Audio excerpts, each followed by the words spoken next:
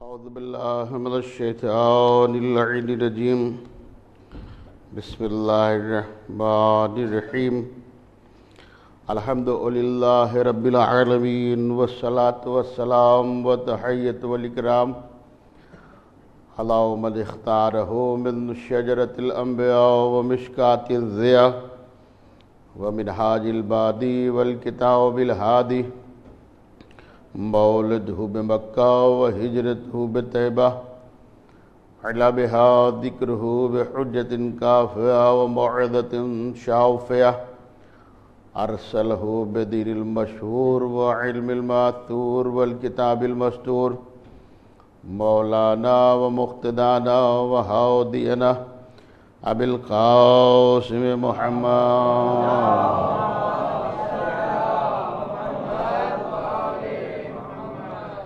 اما بعد فقد قال اللہ تبارک و تعالی فی کتابہ المجید وفرقان الحمید بسم اللہ الرحمن الرحیم وجعلنی من لدنک سلطانا نصیرا صلوات بھیجیں محمد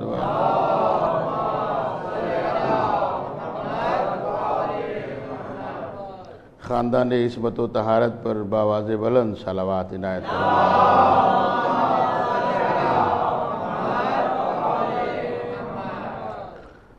واجب الاحترام مومنین کرام، بزرگان ملت، عزاداران امام علیہ السلام، قرآن مجید کی یہ آیت مبارکہ ہے جس کی تلاوت کا شرف حاصل کیا گیا ہے۔ نبی اکرم محمد عربی صلی اللہ علیہ وآلہ وسلم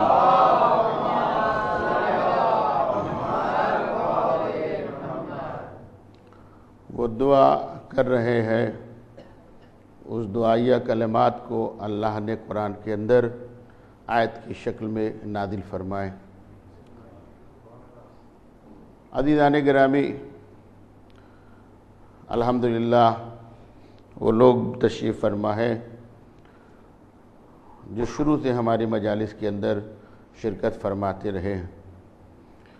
آج مجھے کچھ بہت سی نئی صورتیں دکھائی دے رہی ہیں، اس لیے ان کے علم اضافے کے لیے عرض کر دے رہا ہوں کہ ہمارے جو موضوع بحث ہے فضیلت معصوم بزبان معصوم، اس عنوان کے ماتحت یہ آج آخری مجلس ہے۔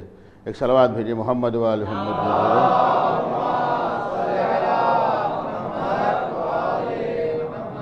بس جلدی سے ایک چھوٹی سی گزارش، ذرا اور قریب قریب ہو کے بیٹھیں اور یہ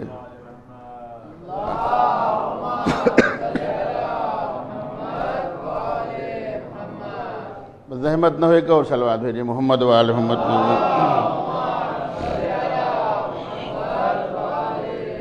عزیزان گرامی، اگر پوری دنیا میں تقریباً 94 کروڑ مسلمان زندگی گزار رہا ہے، 94 کروڑ مسلمان زندگی گزار رہا ہے، جو میرے علم میں ہے، اگر یہاں کسی کے علم اس سے زیادہ ہو یا اس سے کم ہو تو مجھے بتا سکتے ہیں، لیکن جو میرے علم میں ہے کہ کم از کم اتنے افراد جنہیں مسلمان کہا جاتا ہے، لا الہ الا اللہ محمد رسول اللہ جو لوگ پڑھتے ہیں انہیں مسلمان کہا جاتا ہے، مومن انہیں کہا جاتا ہے، جو ولایت کا اعلان کرتے ہیں انہیں مومن کہا جاتا ہے۔ کلمہ پڑھنا یہ اپنی منزل کے اوپر ہے، اور علی کی ولایت کا اعلان کرنا یہ اپنی منزل کے اوپر ہے۔ عزیزان گرامی، اور آپ حضرات کے بخوبی علم ہے کہ جو میری گفتگو ہو رہی تھی کہ قرآن کو کوئی آدمی سمجھ نہیں سکتا ہے جب تک کہ ان کے دروازے کے اوپر نہ آئے جن لوگوں کے گھر کے اوپر قرآن نازل ہوا ہے۔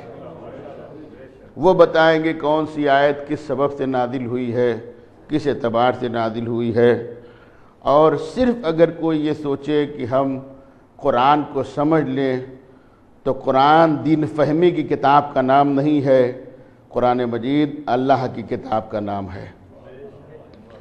اور کوئی بھی علم ہو یہاں کے اوپر ڈاکٹر حضرات بھی تشریف فرمائیں، کم سے کم 2 لوگ کو تو میں جان نہیں رہا ہوں، ہو سکتا ہے اور بھی کوئی ہو تو مجھے نہیں پتہ۔ کوئی بھی کام ہو جب تک اس کو پریکٹیکل میں نہ لایا جائے تب تک وہ پائے تکمیل تک نہیں پہنچتا ہے۔ صرف علم حاصل کر لینا یہ کمال کی بات نہیں ہے، جب تک کہ اس کے اوپر عمل نہ کیا جائے تب تک آدمی منزل تک نہیں پہنچ سکتا ہے۔ علم حاصل کر لینا یہ کمال کی بات ہے، لیکن اس کا پریکٹیکل کرنا تب وہ منزل تک پہنچ سکتا ہے۔ تو قرآن حاصل کر لینا یہ کمال کی بات نہیں ہے، بلکہ اس کے رموز کو جان لینا یہ کمال کی بات ہے۔ اب ایک ادبی جملہ آپ حضرات کی خدمت میں عرض کرنے جا رہا ہوں، گویا جملوں کو بدل کے یوں کہہ دوں کہ پورا قرآن مجید علم صحیح ہے، آل محمد عمل صحیح ہے۔ میں کیا عرض کر رہا ہوں، پورا قرآن مجید، شکریہ آپ حضرات کا، پورا قرآن مجید علم صحیح ہے اور آل محمد عمل صحیح ہے۔ وہ علم تھا علم صحیح، میں کیا عرض کر رہا ہوں، وہ علم تھا علم صحیح، یہ عمل ہے عمل صحیح۔ اس کی ایک چھوٹی سی مثال تاکہ ینگ پارٹی بھی سمجھ جائے اور پڑھے لکھے حضرات تشریف فرمائے، اور میں اس حدیث کو اکثر پڑھا کرتا ہوں، پھر دہرا دے رہا ہوں۔ امام ارشاد فرماتے ہیں کہ سب سے زیادہ پڑھا لکھا وہ ہوتا ہے جو ہم اہل بیت کو پہچانتا ہو۔ اگر ہم کو وہ پہچانتا ہے تو سب سے بڑا عالم ہے، اور اگر وہ ہمیں نہیں پہچانتا کتنا بڑا عالم ہو، میں کیا عرض کر رہا ہوں، وہ علم کا مرقع ہے دیکھنے میں لوگوں کے، لیکن میرے نظریے کے مطابق وہ پکا جاہل ہے، اس لیے کہ جب ہم کو نہیں جانتا تو پھر کیا جانتا ہے؟ جب ہماری معرفت نہیں رکھتا دوسرے کیا جانے گا؟ ایک چھوٹی سی مثال میں دے رہا ہوں، مثال کے طور پر قرآن علم صحیح، آل محمد علیہ السلام عمل صحیح۔ مثال کے طور پر میں فجیرہ میں مجلس سے پڑھ رہا ہوں، درمیان مجلس 3 4 5 6 کے بعد اتفاق کی بات یہ ہے، بالکل ذہن بلند ہے نا آپ حضرات کے؟ ٹھیک، شکریہ۔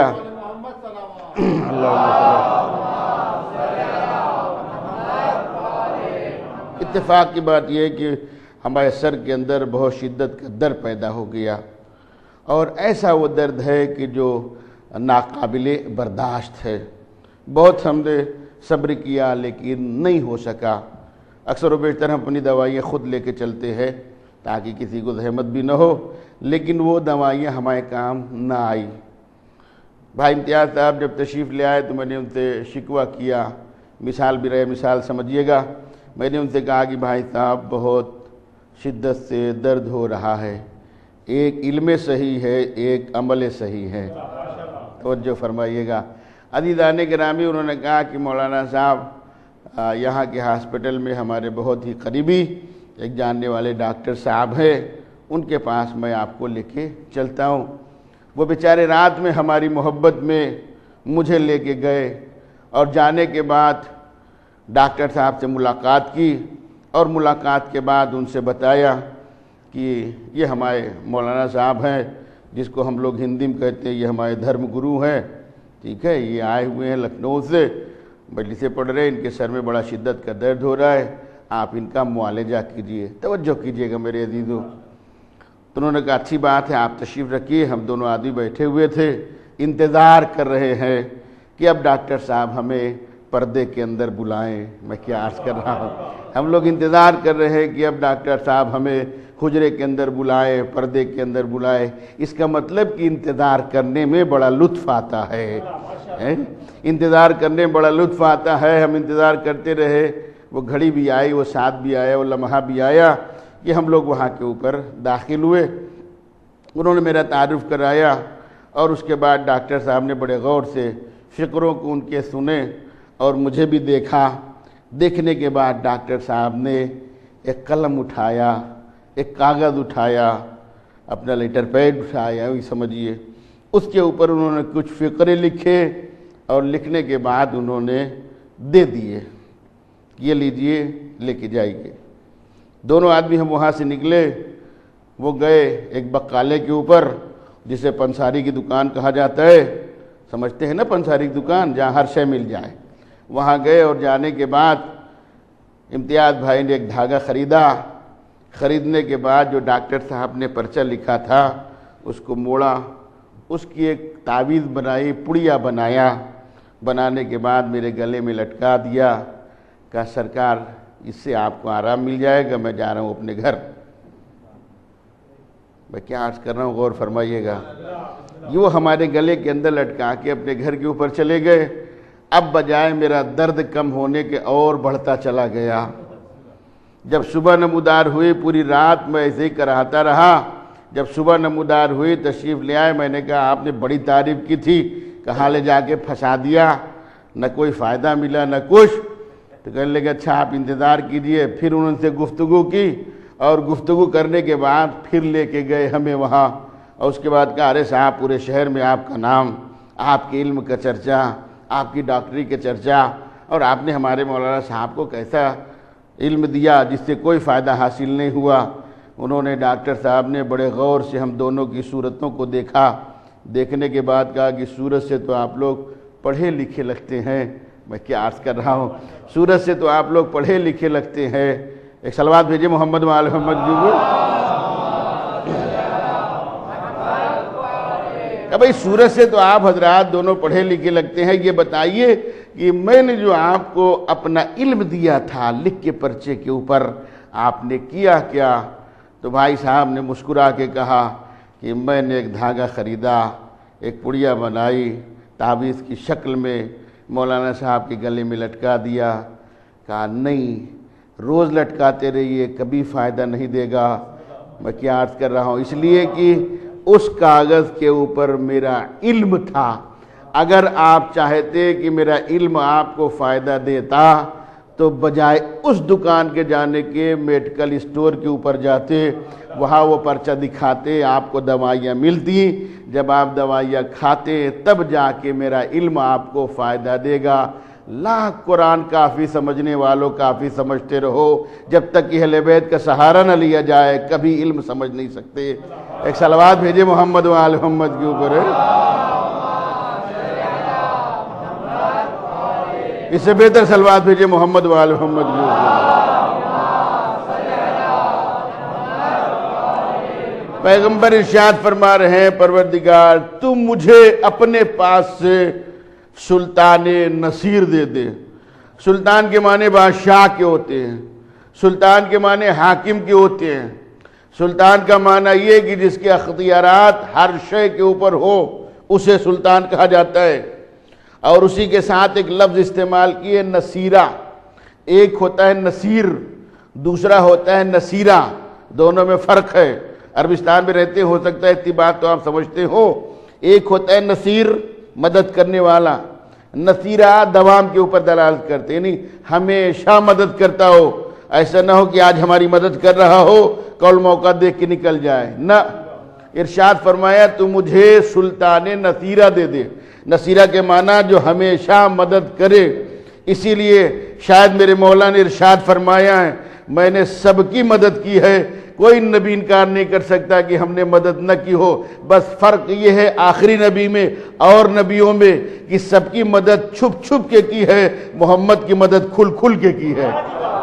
محمد کی مدد کھل کھل کے کی ہے، بس یہی فرق ہے۔ سلطان نصیرہ دے دے، ہمیں سلطان نصیرہ دے دے۔ نصیرہ کے معنی مدد کرنے والا، ہمیشہ مدد کرتا ہو۔ تاریخ شاہد ہے، اور یہاں کے اوپر اہل علم حضرات تشریف فرمائے، خصوصاً علماء حضرات بیٹھے ہوئے اس بات کی گواہی دیں گے۔ اگر کہیں کے اوپر کل علمی کا اعتراف کرتے ہوئے نہ سمجھ میں آئے تو آپ بتا سکتے ہیں، سمندر پی جانے کے دعویٰ میں نہیں کرتا ہوں۔ عزیزان گرامی تفسیر آپ ملاحظہ فرمائیں، نصیرہ جو ہمیشہ مدد کرے، دوام کے اوپر دلالت کرتا ہے۔ بار بار میں دہرا رہا ہوں تاکہ آپ کے ذہن تک میری بات پہنچ جائے، جو ہمیشہ مدد کرتا رہے۔ آپ تاریخ اٹھا کے دیکھیں، پیغمبر کی حیات طیبہ کا ملاحظہ فرمائیں۔ جیسا کہ کل میں نے مجلس میں شاید پرسوں عرض کیا تھا، یاد نہیں ہے مجھے، کہ نبی نے اپنی زندگی کے اندر 84 جنگیں لڑی، 84، 32 جنگ کے اندر جناب امیر شریک رہے ہیں، 31 جنگ کے اندر علی نے تعارف کرایا ہے، انا علی ابن ابی طالب، میں ابو طالب کا بیٹا علی ہوں۔ ایک جنگ کے اندر اپنے آپ کو حیدر نام سے یاد کیا ہے، یعنی 32 جنگ کے اندر یہ سلسلہ چلتا رہا ہے۔ جسے سلطان نصیرہ کہا جاتا ہے۔ تو جب یہ مانگا تو اللہ نے کہا میرے نبی، میرے طہا، میرے یاسین، میرے مزمل، میرے مدثر، جب بڑی محبت سے مانگ رہا ہے تو کہیں اور سے نہیں ملے گا، میرے گھر کے اوپر آ جانا، اپنے گھر سے سلطان نصیرہ دے دوں گا۔ آج تک دنیا نے سمجھا ہی نہیں کہ لامکان ہوتے ہوئے اس نے مکان کیوں بنوایا ہے۔ میں کیا عرض کر رہا ہوں، آج تک شکریہ حضرات کہ دنیا نے آج تک اس بات کو محسوس ہی نہیں کیا ہے کہ لامکان ہوتے ہوئے اس نے مکان کیوں بنوایا ہے۔ اب ایک سوالیہ نشان آپ کی خدمت میں عرض کر رہا ہوں، عزیزان گرامی، نبی کی ولادت پہلے ہے، علی کی ولادت بعد میں ہے۔ نبی سے اللہ محبت کرتا ہے، علی سے بھی محبت کرتا ہے، لیکن جب نبی پہلے آئے تھے دنیا کے اندر تو اللہ کو چاہیے تھا کہ اپنے گھر کے اندر نبی کو پیدا کر دیتا۔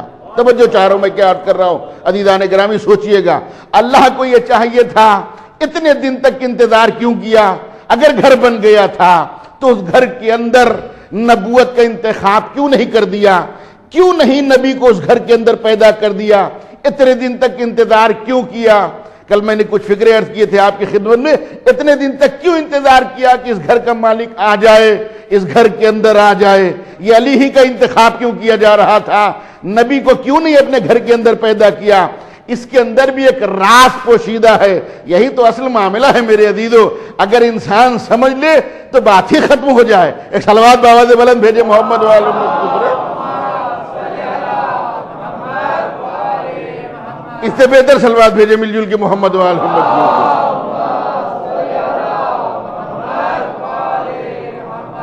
عزیزان گرامی، مولائے کائنات حضرت علی ابن ابی طالب علیہ السلام کی ولادت خانہ کعبہ کے اندر ہوئی ہے۔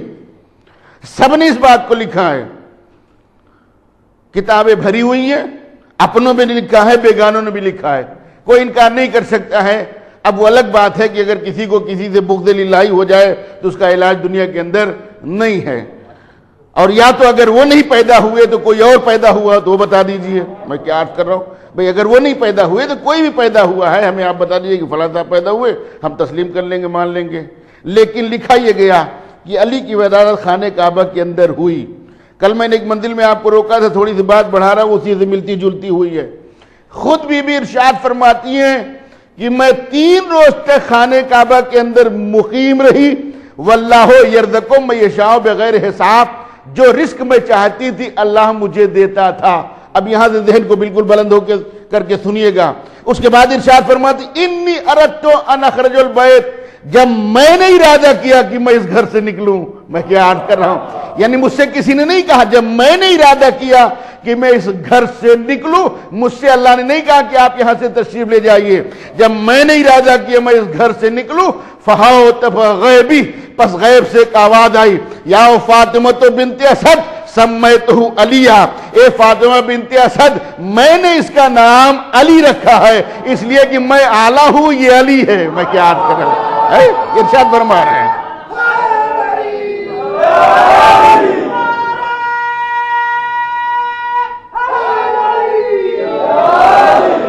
عزیزان کرے، میں اعلیٰ ہوں، یہ علی ہے، میرے صفات کا یہ مظہر ہے، میرے کمالات کا یہ مظہر ہے، جسے مجھے دیکھنا ہے اسے دیکھ لو، ہم سمجھ میں آ جائیں گے۔ شاید یہی وجہ ہے کہ مولائے کائنات مسجد کوفہ کے اندر زینت ممبر کے اوپر ہے، فکر ارشاد فرما رہے ہیں، انا ناظرۃ الناطقہ، میں وہ ہوں اللہ کی آنکھ دیکھنے والی، نطق کرنے والی زبان میں ہوں۔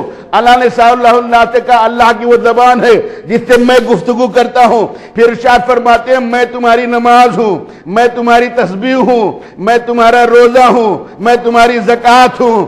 ہم ہی حی علی الصلاح ہے، ہم حی علی الفلاح ہے۔ کتاب کا حوالہ سن لیجیے، ریاض النظرہ کے اندر یہ فکر لکھے جو آپ کی خدمت میں عرض کر رہا ہوں۔ میں ہی سب کچھ ہوں، تسبیح پڑھی جاتی اس سے مراد مجھے سمجھو، نماز پڑھی جاتی اس سے مراد مجھے سمجھو، اللہ کی عبادت کی جاتی اس سے مراد ہم کو سمجھو، لا الہ الا اللہ کہا جائے اس سے مراد مجھے سمجھو۔ اب اگر ہو سکتا ہے غلو کا کوئی فتویٰ دے دے تو اس سے مجھے کوئی گریز نہیں، لیکن حقیقت آپ کی خدمت میں عرض کر رہا ہوں، میں اللہ کا دھڑکنے والا دل ہوں۔ میں کیا عرض کر رہا ہوں، میں اللہ کا دھڑکنے والا دل ہوں۔ اس کا مطلب کہ کچھ صفتیں ایسی ہیں جو ادھر سے ملتی جلتی چلی آ رہی ہے، کبھی اپنی باتیں کہہ رہے ہیں. اس کے بعد ارشاد فرماتے ہیں جبرائیل اتراتا اس بات کے اوپر ہے کہ قرآن ادھر سے لے کے آ رہا ہے. اس سے پوچھو کہ اسے قرآن کس نے دیا؟ میں نے دیا، کسی اور نے دیا؟ میں کیا عرض کر رہا ہوں. اس سے پوچھو کہ جبرائیل جو اتنا اترا رہا ہے قرآن لے کے، اس نے وہاں کس کو دیکھا؟ اللہ کو دیکھا، مجھے دیکھا. آدم سے پوچھو ہوا سے کس نے ملایا؟ میں نے ملایا یا اس نے ملایا؟ میں کیا عرض کر رہا ہوں. ابراہیم سے پوچھو آگ جو گلزار ہوئی کس نے کی؟ میں نے کیا یا کسی اور نے کیا؟ سلیمان سے پوچھو انگوٹھی میں نے پہنائی یا کسی اور نے پہنائی؟ طاؤس سے پوچھو لوہا اس نے نرم کیا یا میں نے نرم کیا؟ میں کیا عرض کر رہا ہوں. میں کیا عرض کر رہا ہوں، توجہ فرمائیے گا. پوچھو اس سے کس نے کیا ہے؟ میں نے کیا. یا علی آپ کہتے ہیں تسبیح خدا میں ہوں، لا الہ الا اللہ میں ہوں، نمازیوں کی نماز میں ہوں. میں کیا عرض کر رہا ہوں. اگر تم کو جسم سے روح کو نکال دیا جائے تو روح جب نکل جاتی ہے لاشا پڑا رہتا ہے، اس کا مطلب 2 دن کے بعد سڑ گیا، بدبو آ رہی ہے. بغیر محبت آل محمد کے نماز ایسے ہی ہے. میں کیا عرض کر رہا ہوں. بغیر اہل بیت کی محبت کی نماز ایسے لاکھ ٹکریں مارتے رہو، کبھی بھی پائے قبول تک نہ پہنچے گی. اسی لیے سب نے یہ لکھا کہ جب تک درود نہ بھیجے جائے پائے تکمیل تک نہیں پہنچتی ہے. ایک صلوات بھیجے محمد و آل محمد کی کرے.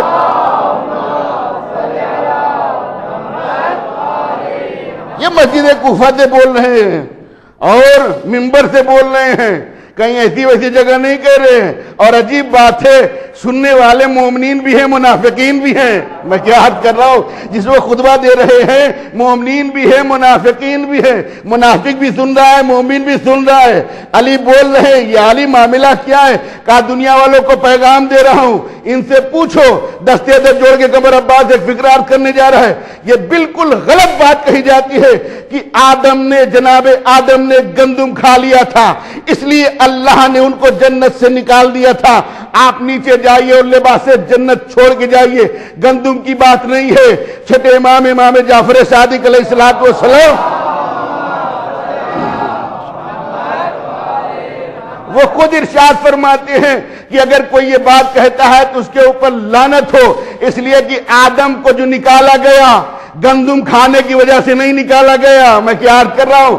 بائبل پڑھیے، بائبل میری پڑھی ہوئی ہے، اس کے اندر یہ فقرہ لکھا ہوا ہے چونکہ آدم نے جنت کے اندر کچھ نور کو دیکھا. میں کیا عرض کر رہا ہوں. آدم نے جنت کے اندر کچھ نور کو دیکھا. جب نور کو دیکھا، دیکھنے کے بعد ایک لمحے کے لیے صرف یہ سوچا کہ ان 5 نور میں سے ایک نور جیسا ہو جاؤں. میں کیا عرض کر رہا ہوں. ان 5 نور میں سے ایک نور جیسا ہو جاؤں. جیسے آدم نے سوچا اللہ نے کہا اب آپ یہاں سے تشریف لے جائیے. لباس بھی اتروا دیا، کہا لباس جنت کا یہی رہے گا، اب آپ جنت چھوڑ کے جائیے. عجیب بات ہے اگر نبوت کا پہلا نبی اے مسلمانوں تمہارا باپ آدم ایک لمحے کے لیے اگر سوچ لے کہ ایک نور جیسا ہو جاؤں تو اسے خلع لباس کر لیا جائے، اس سے جنت چھین لی جائے. تم بڑے فقریہ، ہم تو نبی جیسے. ایک صلوات بھیجے محمد و آل محمد کے اوپر ہے.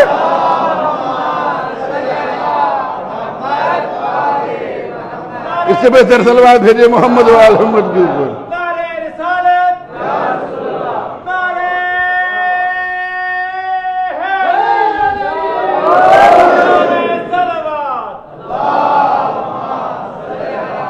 ارشاد فرماتے ہیں میں اللہ کی دیکھنے والی آنکھ ہوں.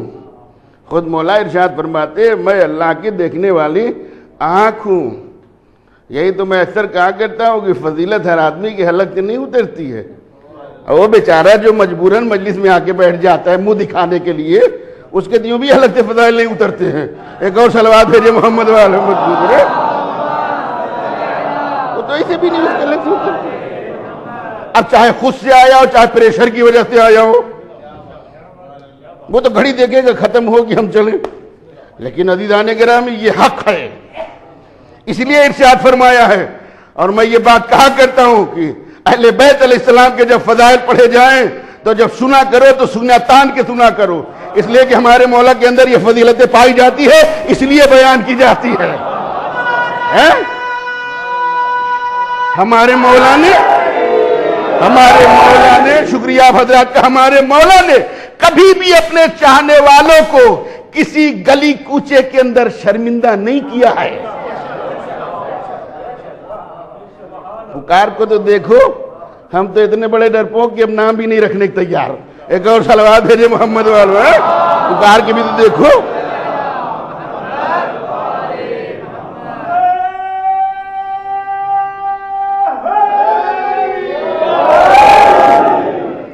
علی کی آمد سے کعبہ کی کایا پلٹ گئی، علی کی آمد سے کعبہ کی کایا پلٹ گئی، کعبہ خوشی سے اتنا پھولا کہ دیوار پھٹ گئی۔ نعرہ حیدری! عزیزان گرامی ارشاد فرما رہے پروردگار تو مجھے اپنے پاس سے سلطان نصیرہ دے دے۔ میں نے آپ کو ایک منزل میں روکا تھا، اتنی جلدی بھول نہیں جاتا ہوں۔ اللہ نے نبی کو کیوں نہیں پیدا کیا؟ دس از پوائنٹ جس کو کہتے ہیں، یہی ہے مسئلہ نا، یہی میں نے روکا تھا کہ اللہ نے نبی کو کیوں نہیں پیدا کیا۔ میرا سوال ہے، پڑھے لکھے لوگ بیٹھے ہیں، بتا دیں مجھے کیوں نہیں پیدا کیا؟ یہ مولا علی ہی کو کیوں پیدا کیا؟ تو کہا دیکھو قرآن کا یہ قانون ہوتا ہے کہ ایک آیت دوسری آیت کی تفسیر کرتی ہے۔ کہا جو میں نے پیدا کیا اپنے گھر کے اندر، اس میں بھی ایک راز ہے۔ ایک وہ زمانہ آئے گا، ایک وہ دور آئے گا کہ لوگ محمد کو ابتر کا طعنہ دیں گے کہ محمد کی نسل چلنے والی نہیں ہے۔ ایک جملہ عرض کر رہا ہوں، ہمیشہ یاد رکھیے گا، جب بھی یاد آ جائے دعا میں یاد رکھیے گا، بیٹیوں کو کبھی حقارت کی نظر سے مت دیکھا کیجیے، بیٹیوں کو کبھی حقارت کی نظر سے دیکھا مت کیجیے۔ بیٹا پیدا ہوا، ہاسپٹل کے سامنے منہ پھیلائے کھڑے ہوئے، بیٹا آ گیا، کہنے کی ضرورت نہیں ہے، ٹھیک ہے؟ بتیسی کھلی ہوئی ہے، پہلے سے پتہ چل رہا ہے، ارے مولانا صاحب لڑکا ہو گیا، کیا ہوا؟ بیٹی ہو گئی، منہ بنانے کی کیا ضرورت ہے؟ اس لیے کہ حدیث پیغمبر ہے بیٹیاں رحمت ہے۔ میں کیا عرض کر رہا ہوں، حدیث پیغمبر بیٹیاں رحمت ہے، اور میری نگاہوں کے پڑھے ہوئے فقرے سنی سنائی بات نہیں عرض کر رہا ہوں۔ جن گھروں کے اندر بیٹیاں نہیں ہوتی، جنازے پہ کوئی رونے والا نہیں ہوتا، جنازے کے اوپر کوئی رونے والا نہیں ہوتا۔ اس لیے ارشاد فرمایا بیٹیاں جنازے کی زینت ہوا کرتی ہے، بیٹیاں رحمت۔ زمانے نے رے کے اوپر نقطہ دے کے زحمت بنایا، حدیث رحمت، لیکن ہم نے نقطہ دے کے رے کے اوپر زحمت بنایا۔ نقطہ دینا ہم ضرور جانتے ہیں، اس لیے ایک بڑی آسانی سے دے لیتے ہیں۔ نقطے ہی میں تو بہت کچھ چھپا ہوتا ہے، اوپر لگا دیجئے تو خدا ہو گیا، نیچے لگا دیجئے جدا ہو گیا، اسی نقطے ہی سے کام چلتا ہے۔ ایک وہ دور آئے گا، ایک وہ زمانہ آئے گا کہ لوگ ابتر کا طعنہ دیں گے۔ اب جب لوگ ابتر کا طعنہ دیں گے تو اللہ نبی کے گھر میں ایک نور کا ٹکڑا عطا کرے گا، جسے دنیا والے فاطمۃ الزہرا سلام اللہ علیہا ان کے نام سے یاد کیا جائے گا۔ اور ظاہر سی بات ہے چونکہ وہ بیٹی معصومہ ہوگی، میں کیا عرض کر رہا ہوں، ظاہر سی بات ہے اس کا مد مقابل معصوم ہوگا، کسی اور سے اس کا رشتہ نہیں ہو سکتا، تو اس کا جو کفو ہوگا وہ ایسا ہی ہونا چاہیے، معصوم۔ اب جب ایک دور آیا، وہ زمانہ بھی آ گیا اور رشتہ طے ہو گیا، رخصت ہو کے علی کے گھر میں آ بھی گئی، اور کبھی بھی حسرت بھری نظروں سے ایک روز اگر رسول کی بیٹی نے علی کے سامنے یہ کہہ دیا کہ میرا مرتبہ بہت بلند ہے، اس لیے کہ میں نبی کے گھر میں پیدا ہوئی۔ میں کیا عرض کر رہا ہوں، سوچئے گا دیدان کرام، میرا مرتبہ بہت بلند ہے، یا علی یا ابو الحسن میرا مرتبہ بہت بلند ہے۔ ذہن کو کشادہ رکھیے گا میرے عزیزو، یہ پسینہ نہیں ہوتا، میرا خون بہتا ہے، ٹھیک ہے؟ عزیزان گرامی، اگر کبھی بھی فخر سے نازیہ یہ کہہ دیا فاطمہ نے یا علی ہمارا مرتبہ بہت بلند ہے اس لیے کہ ہم نبوت کے گھر میں پیدا ہوئے، اور اگر علی کو اپنے گھر میں نہ پیدا کرتا تو علی چپ ہو جاتے، علی کا چپ رہنا میرا چپ رہنا ہو جاتا۔ میں کیا عرض کر رہا ہوں، کیا عرض کر رہا ہوں، غور فرمائیے گا۔ اگر انہوں نے فخر سے کہہ دیا کہ ہم نبی کے گھر میں پیدا ہوئے تو اب علی کے پاس کوئی جواب نہیں تھا، تو علی خاموش ہو جاتے۔ علی کی خاموشی کا راز گویا میں خاموش ہو جاتا، اس لیے میں نے نبوت کا انتخاب وہی نہیں کیا، انتظار کیا کہ ہمارے گھر کا مالک ہمارے گھر میں آ جائے۔ میں کیا عرض کر رہا ہوں، تاکہ اگر کبھی فخر سے یہ کہہ بھی دے تو جیسے جواب بھی مل جائے۔ آپ یہ کہتی ہیں کہ ہم نبوت کے گھر میں پیدا ہوئے، ہم یہ کہتے ہیں ہم کبریائی کے گھر میں پیدا ہوئے۔ عزیزان گرامی، ارشاد فرمایا اپنے پاس سے تو مجھے سلطان نصیرہ دے دے۔ ایک جیتی جاگتی صلوات عنایت فرمائے مل جل کے محمد و آل محمد۔